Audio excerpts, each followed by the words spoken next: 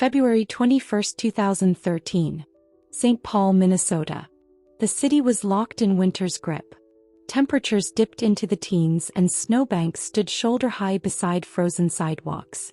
The Mississippi River groaned beneath a sheet of ice, and winds howled across the rooftops of sleeping homes. It was the kind of cold that forced people inside, and sometimes forced the truth out. 30-year-old Kira Steger had just finished a shift at the Mall of America, where she worked as a manager for Delia's, a trendy retail chain. Coworkers later recalled she'd been in good spirits that day, laughing, making plans for a weekend brunch, chatting about new spring stock that was arriving soon. Nothing had seemed off. She was wearing a black leather jacket, a red scarf, dark jeans, and ankle boots. Security footage showed her walking out into the massive mall parking structure at 9:12 p.m. She appeared calm, confident, independent, and that was the last time anyone ever saw her alive. At 9 p.m. the following evening, a 911 call came into the St. Paul Police Department. The caller identified himself as Jeff Trevino, Kira's husband. "She didn't come home last night," he said flatly. "I thought she was out with friends, but she hasn't answered her phone." The dispatcher noted something odd in her log. Caller calm, no apparent distress. It was a red flag. Most people, when reporting a missing spouse, panic. Jeff. He sounded inconvenienced. 2 uniformed officers were dispatched to the Trevino residence on Iowa Avenue East. When they arrived, Jeff opened the door calmly and welcomed them inside. The home was neat. Almost too neat. Detective Tim Meyer was called in that night for a consult. A 22-year veteran, Meyer had a reputation for reading people the way others read books. As he walked through the house, he noticed the carpet bore fresh vacuum lines. The air smelled faintly of bleach. Something about the cleanliness felt sterile. Jeff told detectives that Kira had been distant lately, that she'd stayed out late with coworkers, that she'd come home smelling like alcohol. "We were working through it," he said. "Marriage stuff." But there were no signs of Kira at the house. No bag, no phone, no car in the driveway. Her makeup bag was gone. But strangely, her winter coat was still hanging by the door. By February 23, Kira was officially declared missing. Flyers were printed and posted. Local media picked up the story, painting Kira as a beloved young woman with a bright future. Friends described her as responsible, thoughtful, and driven. Someone who wouldn't just vanish. The first major break came when detectives pulled Kira's cell phone records. Her phone had last pinged a tower near the Mall of America at 9:18 p.m., consistent with the CCTV footage showing her walking to her car. But Jeff's phone records told a different story. At 1:30 a.m. on February 22, Jeff's cell phone pinged near Keller Lake, a wooded area nearly 10 miles from their home, completely out of the way from any known destination. When confronted, Jeff said he couldn't recall where he'd gone. "Maybe I drove around looking for her," he said. "I don't remember." The vagueness only heightened suspicion. Cadaver dogs were brought in to search the Trevino home and Kira's vehicle. Almost immediately, the dogs alerted on the trunk of her car. Inside, investigators found a faint blood smear. A DNA test confirmed it was Kira's. Jeff maintained his innocence, but detectives found a receipt in his wallet that shifted the entire case. Dated February 22, just hours after Kira went missing.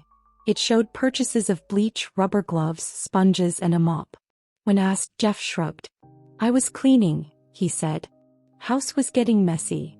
Crime scene technicians returned to the Trevino bedroom with luminol and UV lights. What they discovered stunned even seasoned investigators. Blood. Smeared beneath the bed frame. Soaked deep into the carpet padding. Splattered on the inside edge of the closet. Signs of a violent confrontation. Now detectives believed they were no longer searching for a missing person.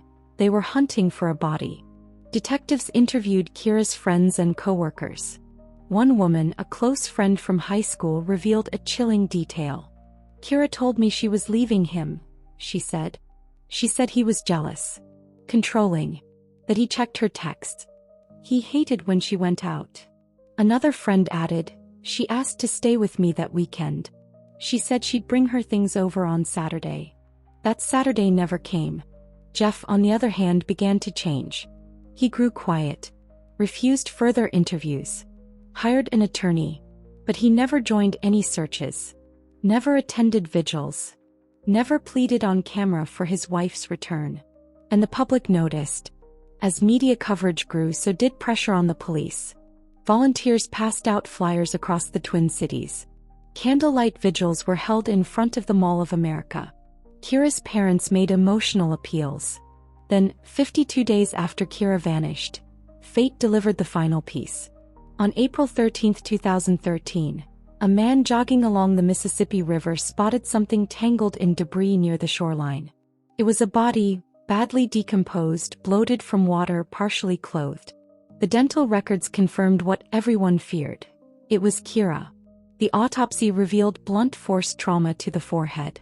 There were signs of strangulation, broken blood vessels in the eyes, defensive wounds on her arms. She had been beaten. She had fought back. Her body had likely been in the river for weeks, weighed down before loosening from the ice. That night, Jeff Trevino was arrested. The trial began in September 2013. Prosecutors presented a damning timeline: the last sighting of Kira on CCTV, Jeff's phone pinging near the lake, the blood evidence in the home, the cleaning supplies, and finally the recovered body. Jeff's defense tried to cast doubt. They claimed the blood in the home could have been from an accident, that the lake ping was unrelated, that the body had no direct evidence of Jeff's involvement. But the prosecution had something stronger than forensics. They had motive. Kira had been leaving. Jeff couldn't handle it. Friends testified about the breakdown of their marriage. One friend tearfully told the court how Kira said she was terrified of what he'd do if she left. It took the jury less than 2 days. Jeff Trevino was found guilty of second-degree unintentional murder. He was sentenced to 27 years in prison. The case of Kira Steger shocked the community, not for its brutality but for its quiet horror. There were no screams heard, no witnesses to a struggle. It was a crime of silence, executed behind closed doors, in a house that looked perfect, by a man who on the outside seemed ordinary. What cracked the case wasn't just blood or bruises. It was the pattern, the receipts, the silence, and the determination of a police team that refused to let her fade into a file. Kira's story is now taught in police training seminars as a case study in domestic homicide, emphasizing how emotional abuse often escalates behind closed doors, and how gut instinct, data, and persistence are sometimes all you have. Years later, one of the detectives, Tim Meyer, was asked what haunted him most about the case. He didn't mention the blood. He didn't mention the lies. He said, "It was how normal everything looked. How easy it was for someone to live with a secret like that, right under the surface. And perhaps that's the most terrifying part of all.